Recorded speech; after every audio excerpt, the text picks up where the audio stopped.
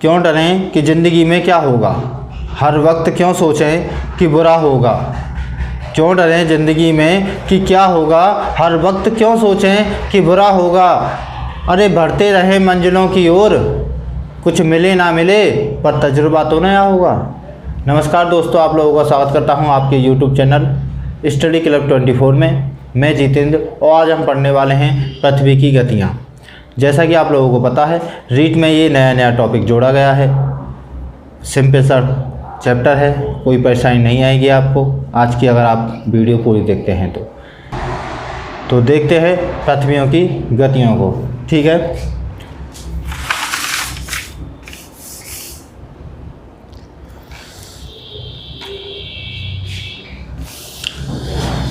तो टॉपिक है हमारा पृथ्वी की गतियां।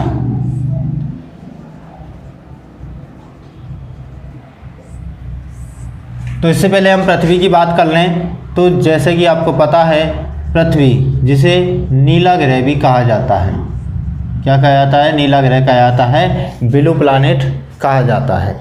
यह हमारे सौरमंडल का तीसरा ग्रह है और एकमात्र सौरमंडल का जीवंत ग्रह है, यानी उस पर जीवन पाया जाता है। ठीक है, इसके साथ बात करें अगर हम देखें इस हमारी पृथ्वी के बारे में, तो इस पर आपको जल, एकमात्र ऐसा भी पिंड है जिस पर जल मिलता है पर्याप्त मात्रा में। ठीक है, तो इस पर जल भी हमें पर्याप्त मात्रा में देखने को मिलता है, जिसके 2/3 तिहाई भाग पर जल है। 2/3 तिहाई भाग पर क्या है? जल है। और रह जाता है क्या? 1/3। तो इस बात पर क्या है? हमारी भूमि है, इस पर हमारी भूमि है। ठीक, अगर बात करें इसके आकार की, तो पृथ्वी का आकार किस प्रकार का है? तो पृथ्वी का आकार है अंडाकार, कह सकते हैं हम इसे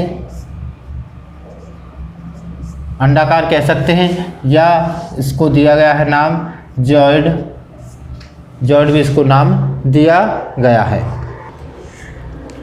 इसका कारण क्या है कि पृथ्वी जो है ध्रुवों पर से चपटी और विषुवत रेखा पर फैली हुई है, यानी कि इसकी भौगोलिक जो आकृति है, वो जो ध्रुव हैं हमारे, इन पर क्या है? इसकी ये थोड़ी सी चपटी है ध्रुवों पर, और ये विषुवत रेखा पर क्या है? थोड़ी सी फैली हुई है।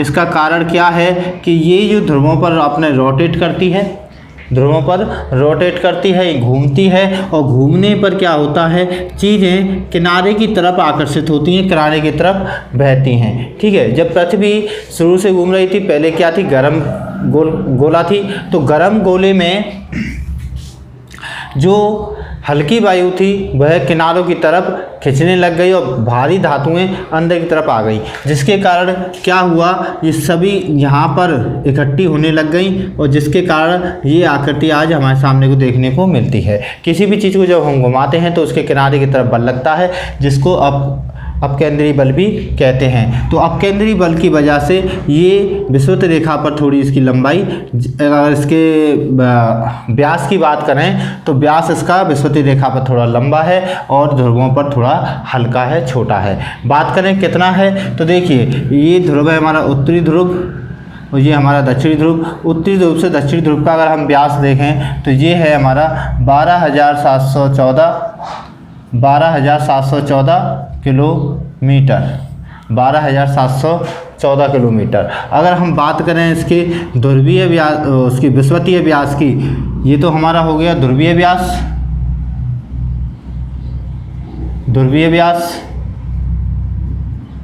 और अगर बात करें इसके विषुवतीय व्यास की, तो विषुवतीय व्यास है इसका 12,756 किलोमीटर। क्या है? हमारा विषुवतीय व्यास है।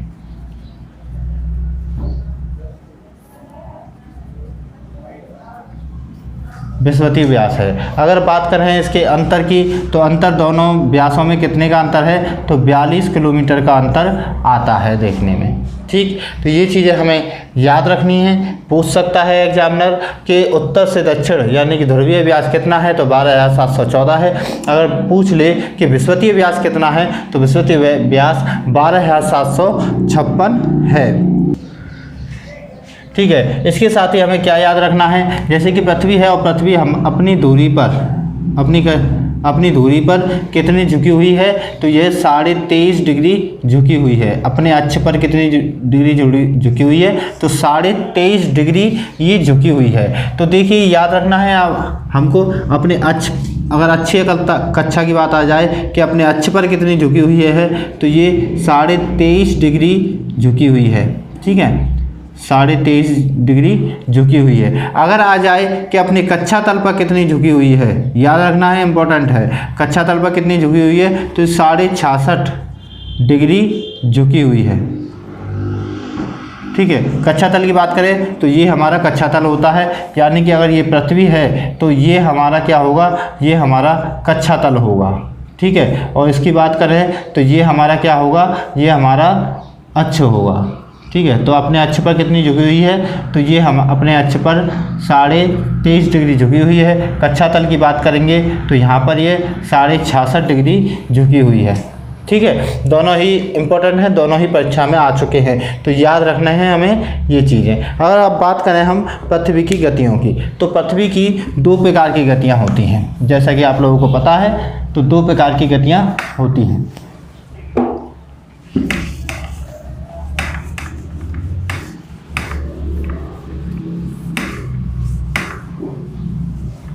पृथ्वी की 2 प्रकार की गतियाँ होती हैं।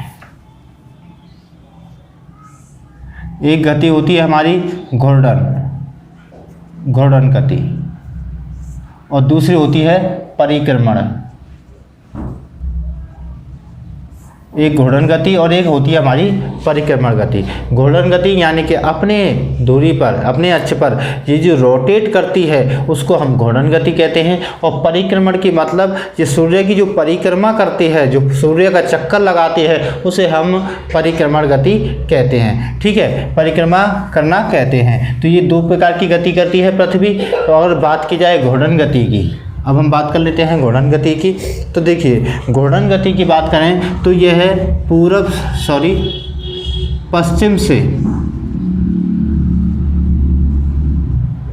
पश्चिम से पूर्व की ओर घूर्णन करती है। किस दिशा में घूर्णन कर रही है, पश्चिम से पूर्व की ओर घूर्णन कर रही है। ऐसे ही हम कह सकते हैं कि ये एंटी क्लॉकवाइज घूर्णन करती है,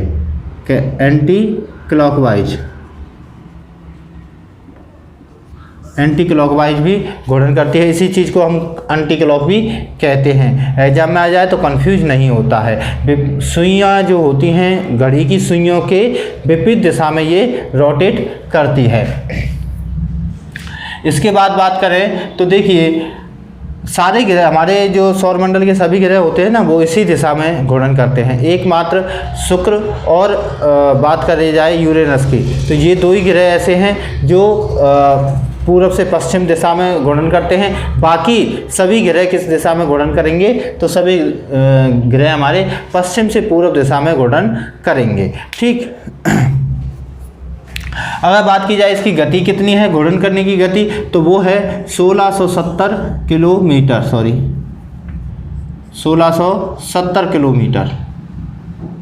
किलोमीटर प्रति सेकंड। ठीक है, इसकी गति रहेगी। घूर्णन गति की बात करेंगे तो 1670 किलोमीटर पर सेकंड इसकी गति रहेगी। ठीक है, अब यह जो चक्कर लगाती है,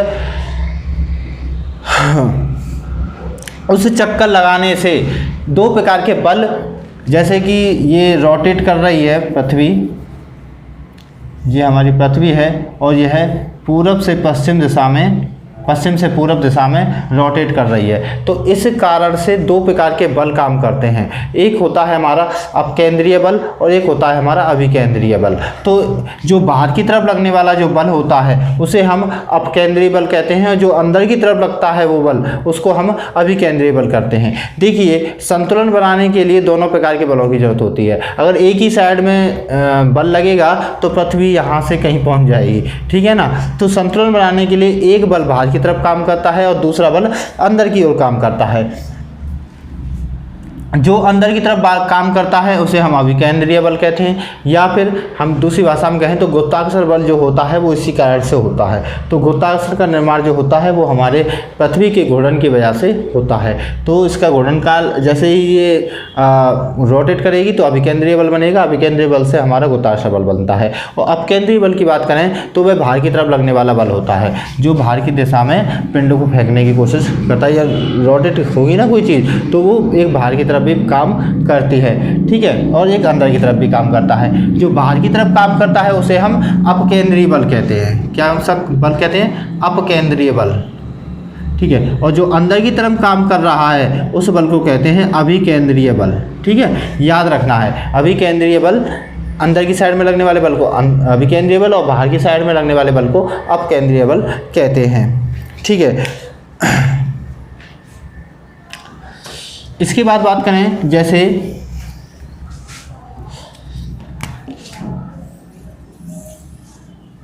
पृथ्वी, सही नहीं बना, पृथ्वी जो रोटेट कर रही है किस दिशा में? हमारी पश्चिम से पूर्व दिशा में रोटेट कर रही है, ठीक है, पश्चिम से पूर्व दिशा में रोटेट कर रही है। इस कारण क्या हो रहा है? एक अपकेंद्रीय बल लग रहा है, एक अभिकेंद्रीय बल लग रहा है। अगर बात की जाए जो कोई एग्जाम में क्वेश्चन भी आता है, एग्जाम में क्वेश्चन भी आता है कि पृथ्वी की घूर्णन गति सर्वाधिक कहाँ पर होती है? कहाँ पर होती है? पृथ्वी पर घूर्णन गति सर्वाधिक कहाँ पर होती है? तो देखिए ये जो बीच से बिल्कुल बीच से गुजर रही है वो रेखा, वो कौन सी रेखा है? हमारी 0 डिग्री विषुवत रेखा है, ठीक है, 0 डिग्री विषुवत रेखा है। इसको ये भूमध्य रेखा भी कहते हैं। और इसके बात करें तो ये हमारे उत्तरी ध्रुव और दक्षिणी ध्रुव है। अगर आपसे क्वेश्चन किया जाए कि कहाँ पर सबसे सर्वाधिक होगी तो वह होगी हमारी विषुवत रेखा पर, विषुवत रेखा पर। यानी कि घूर्णन गति सर्वाधिक कहाँ पर होती है? तो वह विषुवत रेखा पर होती है, सर्वाधिक विषुवत रेखा पर होगी, सर्वाधिक विषुवत रेखा पर होगी। क्यों होगी थोड़ा सा समझ लेते हैं। जैसे मैं बात करूं, यहाँ पर कोई चीज़ को घुमाना है, इसके मतलब कि इस पृथ्वी के यहाँ पर विषुवत रेखा से और रोटेट करना है यहाँ पर, ठीक है। और एक मैं बताऊँ कि एक यहाँ पर भी रोटेट करना है, हमें पृथ्वी के चारों तरफ घूमना है। और मैं कहूँ एक ध्रुवों पर भी हमें घूमना है, ठीक है। चीज़ तो एक ही है, पृथ्वी का ही तो हम चक्कर लगा रहे हैं, ठीक है, हमें पृथ्वी का चक्कर लगाना है। और हमें टाइम दिया है 24 घंटे, ठीक है, क्योंकि पृथ्वी अपना एक रोटेशन कितने समय में पूरा करती है? तो 24 घंटे में पूरा करती है, ठीक है। तो देखिए हमें टाइम दिया गया, हमें पृथ्वी का चक्कर लगाना है। एक व्यक्ति को खड़ा किया गया विषुवत रेखा पर, एक व्यक्ति को खड़ा किया गया अंटार्कटिक वृत्त पर और एक व्यक्ति को खड़ा किया आर्कटिक वृत्त पर, ठीक है। एक व्यक्ति को खड़ा किया ध्रुवों पर, एक व्यक्ति को ध्रुवों पर खड़ा कर दिया। अब बताइए कौन की गति सर्वाधिक होगी? देखो समय 24 घंटे, इन तीनों को समय कितना लगने वाला? 24 घंटे, क्योंकि पृथ्वी यहाँ पर भी 24 घंटे लेती है, ध्रुवों पर भी रोटेट होने में 24 घंटे लेती है, आर्कटिक पर भी इतना ही लेती है और विषुवत रेखा पर भी इतना ही ले रही है। वो रोटेट होने में तो 24 घंटे ही ले रही है, लेकिन गति देखिए ये 24 घंटे मतलब इस वाले क्षेत्र को पार करने में 24 घंटे का समय, ठीक है, और एक इतने बड़े भूमि को पार करने में 24 घंटे, तो यानी कि गति कहाँ की ज़्यादा होगी? यहाँ की ज़्यादा होगी ना, क्योंकि वह 24 घंटे में ही इतनी बड़ी दूरी को तय कर रहा है और ये मात्र छोटी सी दूरी को तय कर पा रहा है 24 घंटे में। तो गति किसकी तेज हुई? तो हमारी विषुवत रेखा पर तेज हुई। तो इस तरीके से हम इन चीज़ों को समझ सकते हैं। तो अगर क्वेश्चन आ जाए कि सर्वाधिक गति कहाँ पर होती है देखने को मिलती है, तो सर्वाधिक गति हमें विषुवत रेखा पर देखने को मिलती है। इसके साथ ही क्वेश्चन क्या आ जाता है कि सर्वाधिक अपकेंद्रीय बल कहाँ पर लगता है? सर्वाधिक अपकेंद्रीय बल कहाँ पर लगता है? तो सर्वाधिक अपकेंद्रीय बल भी हमें कहाँ देखने को मिलेगा?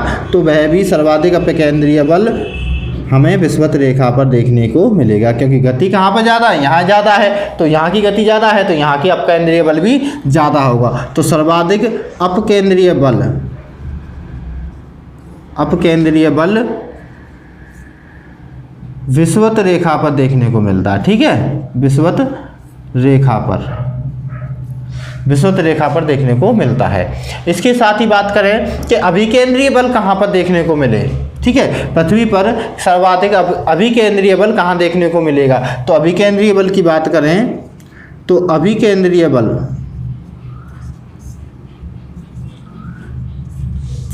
सर्वाधिक ध्रुवों पर देखने को मिलेगा। कहाँ देखने को मिलेगा, तो ध्रुवों पर देखने को मिलेगा, ठीक है। क्यों, क्योंकि देखो यहाँ पे रोटेशन कम है, लेकिन अंदर की साइड में अभिकेंद्रीय बल अंदर की साइड में लगता है। हाँ, इसके साथ ही एक और क्वेश्चन आ सकता है कि सर्वाधिक गुरुत्वाकर्षण बल कहाँ लगता है, सर्वाधिक गुरुत्वाकर्षण बल।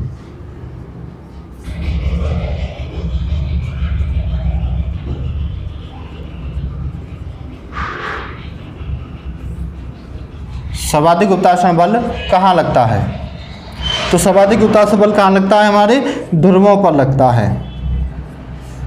कहाँ लगता है, हमारे ध्रुवों पर लगता है। याद रखनी है ये चीज़ें, ठीक है। तो सर्वाधिक अभिकेंद्रीय बल कहाँ लग रहा है, ध्रुवों पर। सर्वाधिक गुरुत्वाकर्षण बल कहाँ लग रहा है, ध्रुवों पर। सर्वाधिक अपकेंद्रीय बल कहाँ लग रहा है, तो विषुवतीय रेखा पर। सर्वाधिक गति कहाँ पर है, तो विषुवतीय रेखा पर, ठीक है। ये 4 चीज़ें हैं, इनको याद रखना है। अब देख लेते हैं कि घूर्णन काल हम पढ़ रहे थे, घूर्णन गति। तो घूर्णन गति के बारे में हम देख लेते हैं कि इससे प्रभाव क्या पड़ता है। हम इसके प्रभाव देख लेते हैं कि पृथ्वी के अपनी धुरी पर घूर्णन करने से प्रभाव क्या पड़ते हैं। एक हमने देख लिया, पहला प्रभाव क्या, हम उसको पहला प्रभाव माने तो घूर्णन से हमें अपकेंद्रीय बल की प्राप्ति होती है, अपकेंद्रीय बल मिलता है। दूसरा बात करें तो प्रमुख जो इसका प्रभाव है वो है दिन रात का होना, दिन रात का बनना। ये हमारा पहला और इम्पोर्टेंट है कि इसके घूर्णन करने से ही हमें दिन और रात के बारे में पता चलता है। तो जैसे ये हमारी पृथ्वी है और ये मान के चलो हमारा सूर्य है। तो ये हमारी पृथ्वी रोटेशन कर रही है पश्चिम से पूर्व दिशा में, पश्चिम से पूर्व दिशा में कर रही है। जो सूर्य के सामने वाला जो हिस्सा होगा, सूर्य के सामने वाला जो हिस्सा होगा उस पर क्या होगा, उस पर दिन होगा, और जो पीछे वाला जो हिस्सा होगा उस पर क्या होगी, रात होगी। तो सूर्य सामने वाले क्षेत्र में क्या होगा, दिन होगा, और सूर्य के विपरीत दिशा में जो होगा उस पर क्या रहेगी, रात रहेगी। और ये 24 घंटे में एक चक्कर पूरा करती है, यानी कि 24 घंटे में वो क्या हो गए यहाँ पर, जहाँ पर वह उसका आधा क्षेत्र यानी कि 12 घंटे का दिन और 12 घंटे की रात हम नॉर्मली कह सकते हैं औसतन में, ठीक है। कभी कभी क्या है कि दिन छोटे और बड़े भी हो जाते हैं समय अनुसार, ठीक है। तो जहाँ पर सूर्य परत के सामने होगा, जिस भाग के सामने होगा वहाँ पर दिन होगा, और जो विपरीत दिशा में होगा वहाँ पर रात होगी। तो ये तो हमारा इम्पोर्टेंट है और सभी बच्चों को इन चीज़ों के बारे में पता होगा। आगे चलते हैं, आगे और क्या होगा इसके अलावा।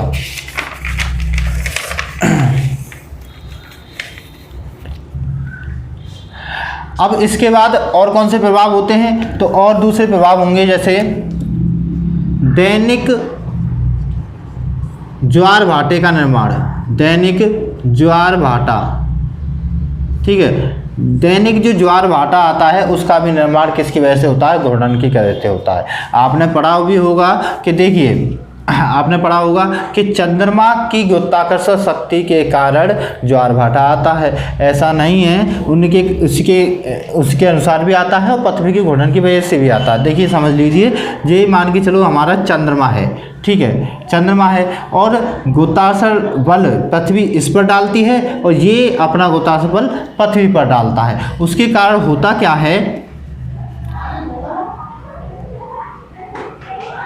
क्या है, जो यहाँ पर समुद्र की लहरें हैं और ये गुरुत्वाकर्षण उन्हें अपनी तरफ खींचने की कोशिश करता है, और यहाँ पर समुद्र की लहरें क्या हैं, ये ऊपर उठ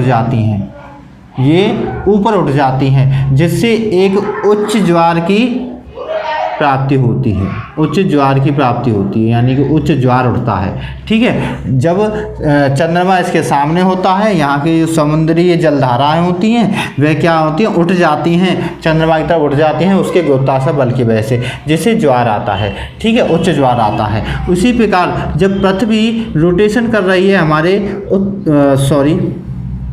पश्चिम से पूरब की तरफ, तो रोटेशन करने में, तो जब इस साइड में ज्वार आता है तो ये लहरें जब इधर उठती हैं तो उसी के विपरीत इधर भी लहरें उठ जाती हैं, इसकी विपरीत इधर भी लहरें उठती हैं। वो किस कारण से उठती हैं? वो घूर्णन की वजह से उठती हैं। भाई घूर्णन किस दिशा में हो रहा है? तो घूर्णन हमारा पश्चिम से पूर्व दिशा में हो रहा है। तो उस घूर्णन के कारण, उस वेग के कारण वो लहरें भी उस वेग के साथ में आगे बढ़ने की कोशिश करती हैं, और जिस कारण यहाँ पर भी हमें क्या देखने को मिलता है? उच्च ज्वार देखने को मिलता है। तो एक चंद्रमा के सामने और एक चंद्रमा के विपरीत, और विपरीत में कहाँ पर? तो घूर्णन की वजह से, ठीक है। एक चंद्रमा के कारण होता है, एक घूर्णन की वजह से होता है। एक चंद्रमा के सामने होता है, एक चंद्रमा के विपरीत होता है। तो यहाँ पर दोनों क्षेत्रों में हमें क्या देखने को मिलेगा? तो हमें उच्च ज्वार देखने को मिलेगा। रही बात यहाँ इस क्षेत्र की, तो यहाँ पर हमें भाटा देखने को मिलेगा, ठीक है। यहाँ पर हमें क्या देखने को मिलेगा? भाटा देखने को मिलेगा। इधर उच्च होगा, उधर भी उच्च होगा, इधर भाटा होगा, इधर भाटा होगा, ठीक है। ध्यान रखने वाली ये चीज़ें। तो चंद्रमा के कारण भी हमारी उच्च ज्वार आती है, और उसके विपरीत भी हमें देखने को मिलती हैं। किसके कारण? घूर्णन के कारण देखने को मिलती हैं। याद रखनी है, उच्च ज्वार की प्राप्ति होती है। इसके बाद बात करें अगले की, तो अगला देख लीजिए सागरीय तरंगों और महासागरीय धाराओं की उत्पत्ति। अगला क्या है हमारा? सागरीय लहरों या तरंगों, सागरीय तरंगों या महासागरीय धाराओं, महासागरीय धाराओं ये भी उठती हैं। किसकी वजह से? घूर्णन की वजह से। जैसे पृथ्वी, जैसे एक दोबारा बना लेते हैं चित्र को। तो जिस प्रकार पृथ्वी रोटेट कर रही है पश्चिम से पूरब की ओर, तो इस दिशा में क्या होता है कि ये जो दिशा है हमारी, पृथ्वी तो इस साइड में घूमना चाहती है, घूम रही है, लेकिन जल क्या है? उसकी विपरीत दिशा में रहता है। जैसे देखो, आपने कभी भी देखा होगा, आप ट्रेन में बैठे हुए, ट्रेन चलेगी, आप पीछे की साइड में धक्का लगता है। उसी कारण से यहाँ पर भी क्या होता है? ये रोटेशन हमारा पश्चिम से पूरब की तरफ होता है, तो जो यहाँ का जल होता है वह विपरीत दिशा में गति करता है। तो विपरीत दिशा में गति करने की वजह से क्या होती हैं? वहाँ पे जल धाराएं, हमारी जो सागरीय तरंगें होती हैं या महासागरीय धाराएं होती हैं, वो लहरें बनकर, लहरें विपरीत दिशा में लहरें बनकर उठती हैं, ठीक है। तो किसकी वजह से? विपरीत धक्का लगता है, उस धक्के की वजह से क्या हो रही है? वो लहरों का निर्माण हो रहा है, महासागरीय धाराओं का निर्माण हो रहा है। इसके बाद बात करें तो पृथ्वी का आकार, पृथ्वी के आकार पर भी फर्क पड़ता है इस चीज़ का। पृथ्वी का आकार का मैंने तुम्हें बता दिया, एक बार और समझ लीजिए। तो ये क्या है? घूर्णन की वजह से ही इसका जो गोलाकार है, ये जो गोल रूप में है आज पृथ्वी, तो उसका कारण भी क्या है? इस घूर्णन की वजह से है। किसी भी चीज़ को जिसका आयतन चाहे कैसा भी हो, अगर हम उसे लगातार घुमाते रहेंगे ना, तो एक समय पर वो चीज़ें गोल हो जाती हैं, चाहे वे किसी भी प्रकार की हों, आड़ी हो, टेढ़ी हो, त्रिभुज हो, वृत्त हो, घन हो। अगर उसे हम लगातार घुमाते रहेंगे तो उनके जो कोने होते हैं वो धीरे धीरे घिसते रहेंगे, या फिर जो भारी धातु हैं वो अंदर की तरफ और एक गोलाकार आकार बना लेती हैं। तो इसी कारण जो हमारा ये पृथ्वी या जितने भी पिंड हैं वे सभी गोल गोल क्यों मिलते हैं? क्योंकि लगातार घूर्णन की वजह से वे गोल मिलते हैं। जो हमारी पृथ्वी का गोलाकार आकार है वह भी किसकी वजह से है? घूर्णन की वजह से है, लगातार घूर्णन की वजह से, ठीक है। इस चीज़ को अब बात करते हैं आगे परिक्रमण काल की। तो देखिए, अब बात करें हम परिक्रमण काल की। परिक्रमण काल यानी कि पृथ्वी का सूर्य का चक्कर लगाना परिक्रमण काल कहलाता है। तो पृथ्वी हमारे सूर्य का चक्कर लगा रही है, जैसे कि ये हमारा सूर्य है और पृथ्वी इस प्रकार से चक्कर लगा रही है, ठीक है। इस प्रकार से चक्कर लगा रही है, तो ये मान के चलो पृथ्वी है हमारी जो अक्ष पर झुकी हुई है, ये पृथ्वी है और ये हमारा सूर्य है। ये और इसी ये जो चक्कर लगा रही है इसी को बोला जाता है परिक्रमा करना, परिक्रमण काल है। तो ये किस प्रकार चक्कर लगा रही है? तो ये दीर्घ वृत्ताकार गोले में चक्कर लगा रही है।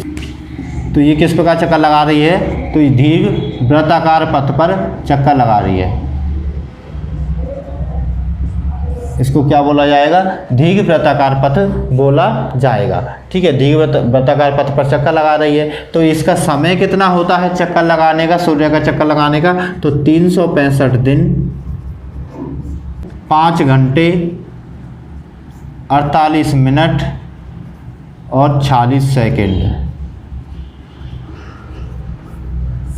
कितना समय लगता है इसे अपना एक चक्कर पूरा करने में? तो इसे पूरा चक्कर करने में 365 दिन 5 घंटे 28 मिनट 40 सेकंड का समय लगता है एक सूर्य का चक्कर लगाने में। ठीक है, अगर इसकी बात की जाए कि इसकी गति कौन सी रहती है इसका चक्कर लगाने के लिए, तो इसकी गति रहती है 29.8 किलोमीटर पर सेकेंड।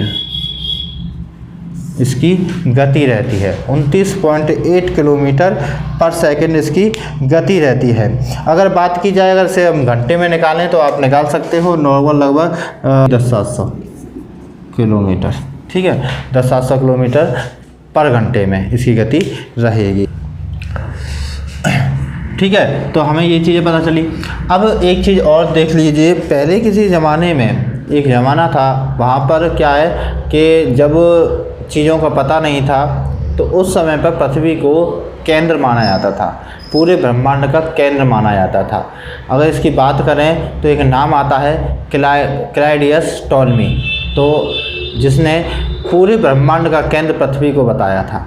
इसे हम पृथ्वी केंद्रीय सिद्धांत भी कहते हैं। ठीक है, भूकेंद्रीय सिद्धांत भी इसे कहा जाता है। तो ये किसने दिया था? तो याद रख लेना है, एग्जाम में आ सकता है। क्लाउडियस टॉलमी ने भूकेंद्रीय सिद्धांत दिया था, यानी कि पूरे ब्रह्मांड का केंद्र कौन है? तो भूमि है। ठीक है, यानी कि हमारी पृथ्वी है। तो ये सिद्धांत हमें टॉलमी ने दिया था। इसके साथ ही हमें याद रख लेना है कि सूर्य केंद्रीय सिद्धांत किसने दिया था? तो सूर्य केंद्रीय सिद्धांत जो दिया था वो थे कोपरनिकस। ठीक है, कोपरनिकस थे, उन्होंने सूर्य केंद्रीय सिद्धांत दिया था। लेकिन उससे भी पहले 6वीं शताब्दी में एक हमारे एक वैज्ञानिक थे, भारत के वैज्ञानिक, जिनका नाम था आर्यभट्ट। तो उन्होंने भी यह सिद्धांत उससे पहले दे दिया था, लेकिन उसको मान्यता नहीं मिली थी। और इसका साक्ष्य मिलते हैं कि उनकी एक पुस्तक थी सूर्य सिद्धांत नाम की पुस्तक थी, उसमें उन्होंने इस चीज़ का वर्णन किया है। लेकिन क्या है कि भारत से बाहर ये चीज़ें नहीं पहुंच पाई, जिस कारण उनका सिद्धांत को मान्यता नहीं मिल पाई, क्योंकि भारत कहीं ना कहीं इन बाहर की चीज़ों से अलग थलग था, एक अपने ही वहाँ पर रहने वाला और अपनी ही मान्यताओं में फंसा हुआ एक क्षेत्र कह सकते हैं, जो बाहर की अपनी नॉलेज को बाहर नहीं पहुंचा पाते। यानी कि हम कैसा है कि संचार माध्यम नहीं था बाहर जाने का, और लोग बाग हमें समझते भी नहीं थे बाहर के लोग। लेकिन हमने बहुत अच्छे कारनामे करके दिखाए हैं भारतवासियों ने। लेकिन चलो ठीक है, जो भी है चीज़ों पर बाद में बात करते हैं। तो देखिए, याद रखना है हमें, तो सूर्य केंद्रीय सिद्धांत किसने दिया था? तो वो कोपरनिकस ने दिया था। अब इसके बाद बात कर लेते हैं इसके प्रभावों की बात कर लेते हैं। ठीक है, तो देखिए इसके प्रभाव क्या रहेंगे परिक्रमण काल के। तो देखिए इसके प्रभाव में बात करें तो देखिए प्रभाव, तो पहला हम ले लेते हैं उपसौर और अपसौर का बनना। उपसौर और अपसौर, इसके बारे में बात कर लेते हैं।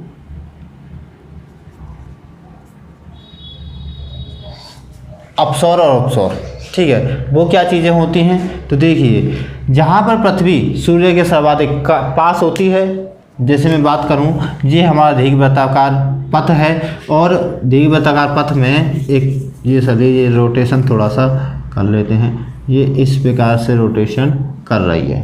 ठीक है, तो पृथ्वी जो सर्वाधिक निकट होती है सूर्य के, उसको बोला जाता है उपसौर। और जो सर्वाधिक दूर होती है पृथ्वी सूर्य से दूरी इसकी जो दूर होती है, उसको बोला जाता है अपसौर। ठीक है, अप माने ज़्यादा, उप माने छोटा। ठीक है, तो यहाँ पर दूरी क्या है? छोटी है, और यहाँ पर क्या है? ज़्यादा है। तो याद रख लेना है इन चीज़ों को। जो सूर्य के सर्वाधिक निकट होती है पृथ्वी, तो उसको बोला जाता है हमारा उपसौर, और जहाँ पर दूर होती है वह उसको बोला जाता है अपसौर। ठीक है, उपसौर और अपसौर दो प्रकार की चीज़ें होती हैं। अब बात कर लें कि ये किस समय पर होती है। तो देखिए, ये सूर्य के सर्वाधिक निकट जब होती है, तो इस दिन की तारीख होती है हमारी 3 जनवरी। ठीक है, तो यहाँ पर होती है हमारी 3 जनवरी। 3 जनवरी डेट क्या होती है? 3 जनवरी। और अगर अपसौर की बात करें तो अपसौर होता है हमारा 4 जुलाई को। 4 जुलाई को हमारा अपसौर होता है और 3 जनवरी को हमारा उपसौर होता है। ठीक है। काफ़ी बच्चों को तो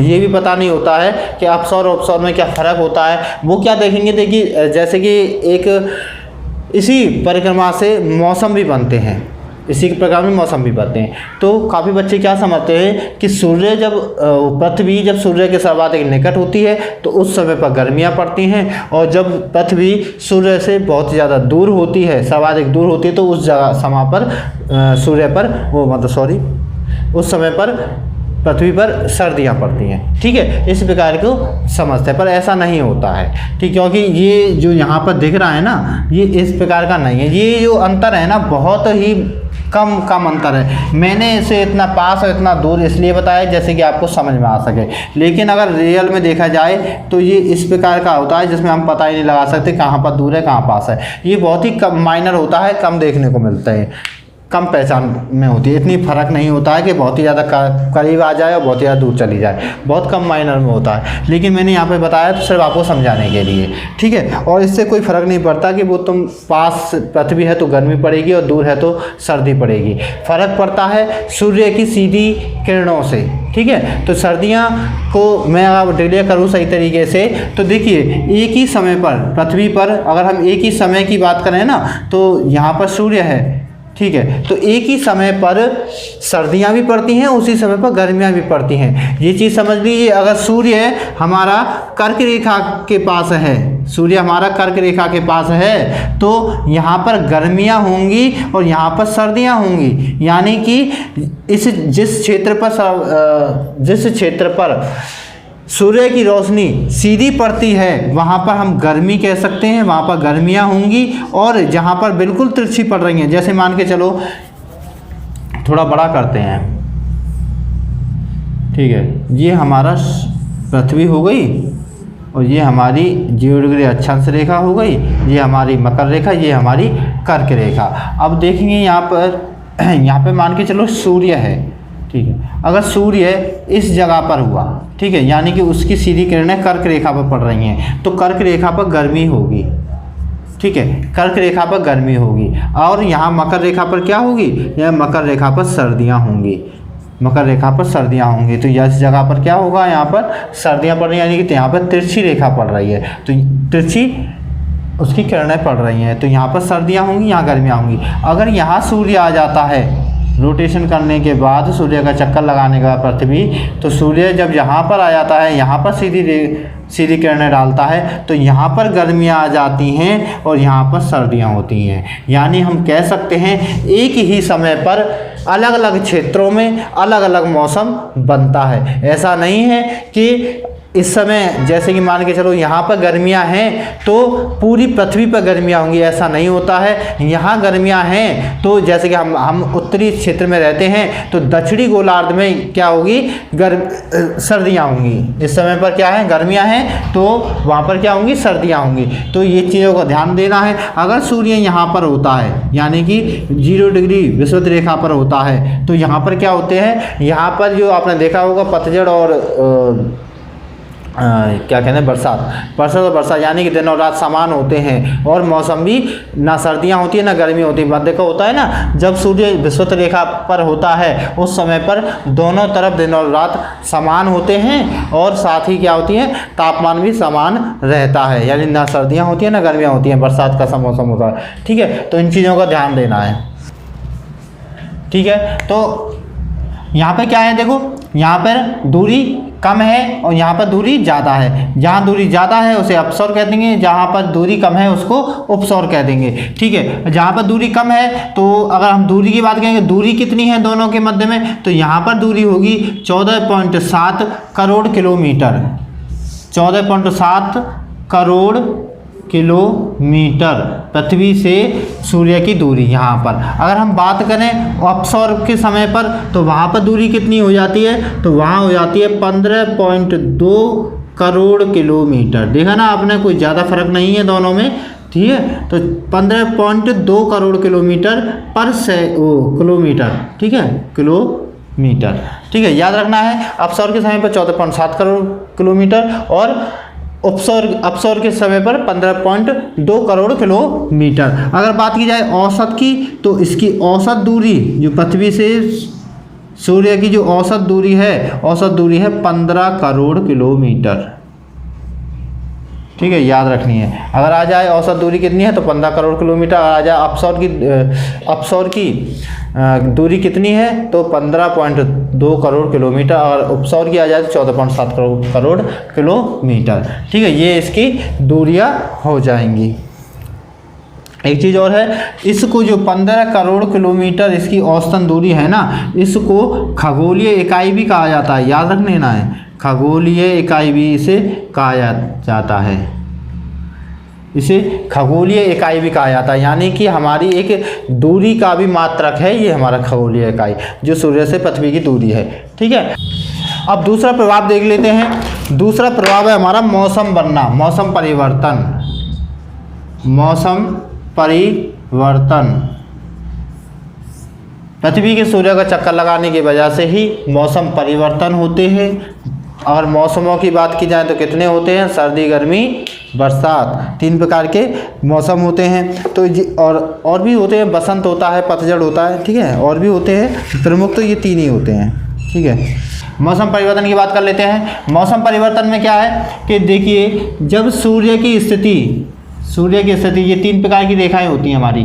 सूर्य की स्थिति अगर कर्क रेखा पर है, सूर्य की स्थिति अगर कर्क रेखा पर है, यानी कि यहाँ पर डाल रही है, अभी भी समझाया आपको, अगर यहाँ पर सूर्य की सीधी किरण पड़ रही है तो हमारे ये जो नीचे वाला हिस्सा होता है इसको हम दक्षिणी गोलार्ध बोलते हैं, और ऊपर वाले हिस्से को उत्तरी गोलार्ध बोलते हैं। अगर सूर्य की स्थिति उत्तरी गोलार्ध में है तो हमारे उत्तरी गोलार्ध में गर्मी पड़ेंगी और दक्षिणी गोलार्ध में सर्दियाँ पड़ेंगी, ठीक है, याद रख लेना है। अगर सूर्य की स्थिति, सूर्य अगर उत्तरी गोलार्ध में है तो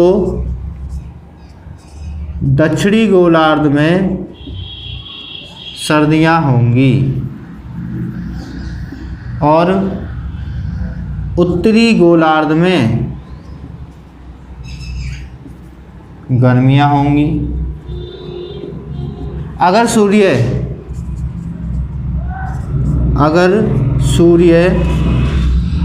दक्षिण गोलार्ध में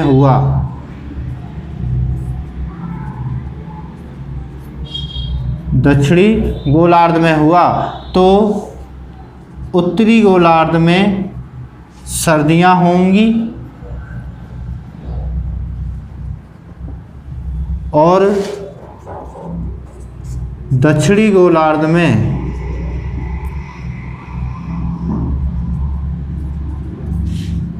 गर्मियां होंगी, ठीक है।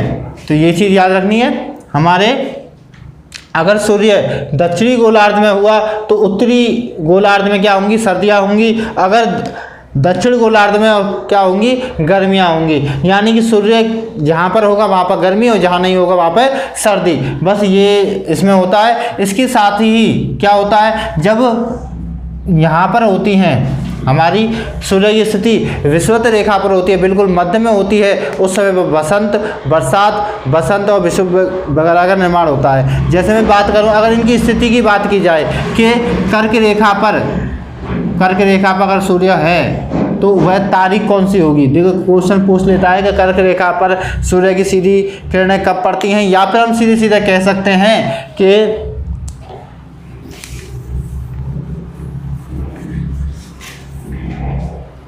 उत्तरी गोलार्ध में सबसे बड़ा दिन कब होगा।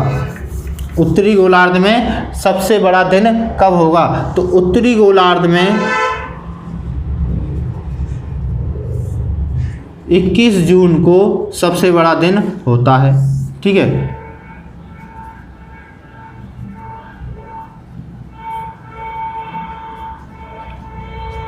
सबसे बड़ा दिन होता है।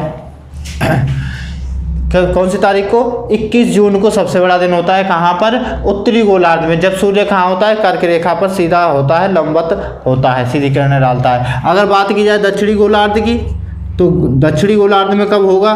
तो दक्षिणी गोलार्ध में होगा 22 दिसंबर को। ठीक है, तो दक्षिणी गोलार्ध में सबसे बड़ा दिन क्या होगा? 22 दिसंबर को।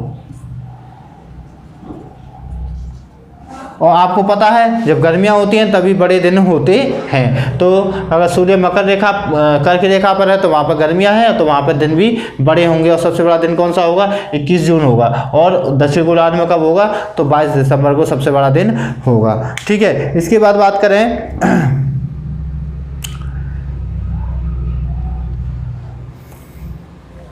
इसके साथ ही याद रखना है आपको 21 जून को सबसे बड़ा दिन है। तो सबसे छोटा दिन कब होगा? तो देखिए जहाँ पर विपरीत होगा, देखिए सबसे छोटा दिन यहाँ पर सबसे बड़ा दिन है, तो सबसे छोटा दिन कहाँ होगा? दक्षिणी गोलार्ध में मकर रेखा पर सबसे छोटा दिन होगा। ठीक है, तो ये चीज़ भी इसकी विपरीत है। ठीक है, यहाँ पर अगर बात की जाए कि 22 दिसंबर को सबसे बड़ा दिन है तो 21 जून को सबसे छोटा दिन होगा। यहाँ पर 21 जून को सबसे बड़ा दिन है तो 22 दिसंबर को सबसे छोटा दिन होगा। तो ये इसके विपरीत है। ठीक है, इन चीज़ों को याद रख लेना है। इसके साथ ही बात करें कि जब सूर्य विषुवत रेखा पर होगा, जब सूर्य विषुवत रेखा पर होगा, 0 डिग्री पर होगा, तब क्या होगा? तो उस समय पर उत्तरी और दक्षिणी गोलार्ध में दिन समान होंगे। उत्तरी और दक्षिणी गोलार्ध में दिन समान होंगे। और बात की जाए कौन से दिन समान होंगे, तो 21 सितंबर और 21 मार्च और 23 सितंबर। 21 मार्च और 23 सितंबर क्या रहेंगे? समान रहेंगे। ये जब सूर्य विषुवत रेखा पर होगा। और इनको बोला जाता है, जैसे 21 मार्च की बात करें तो इसको बोला जाता है विषुव, इन दोनों को विषुव बोला जाता है। ठीक है, तो इसको बोला जाता है वसंत विषुव।